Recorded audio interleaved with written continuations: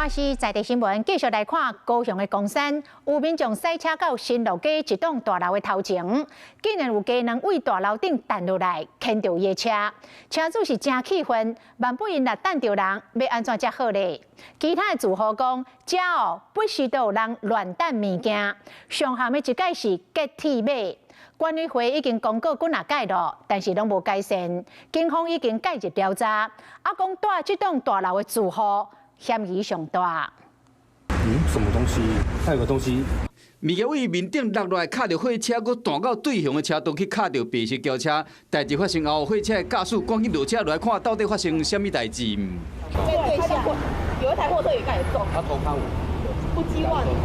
无偌久，警方接到消息到现场，白色轿车的车主有够生气，因为进前有人等加两，伊爱车的钣金拢是一袋一袋的加两人。丢鸡蛋我是没遇过啦，知道说应该是谁丢的吗？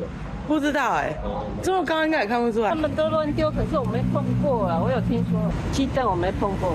警方接到报案，高雄公山区新路街某一栋大楼有人乱弹家人的代志，目前锁定大楼的住户有同嫌，记者是坐到现场去看卖。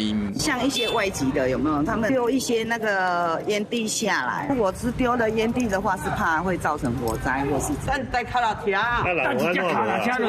伫阮咧动诶。哎，人有安怎无？无弹着，对闪过。我做危险呢。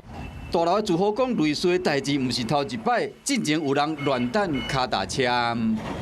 大楼有贴公告，我们电梯里面有贴公告，因为这车来人往的确是非常的危险。哪一天我们自己骑过来被丢到，也是很担心啊。这栋大楼讲租厝的较济，通报管委会了后嘛无什么改善，住户难免烦恼讲伊本身的安全。该案行为可依社会秩序维护法以其他方法惊吓他人，有危害安全之余，处3日以下拘留或新台币3万元以下罚款。到底是为什么要乱弹物件？即马警方要调查，若找到人，就会依法上办。Hello， 大家好，我是林依文。想要抢先掌握最及时的新闻资讯吗？赶快订阅、按赞、开启小铃铛，锁定华视新闻的 YouTube 频道。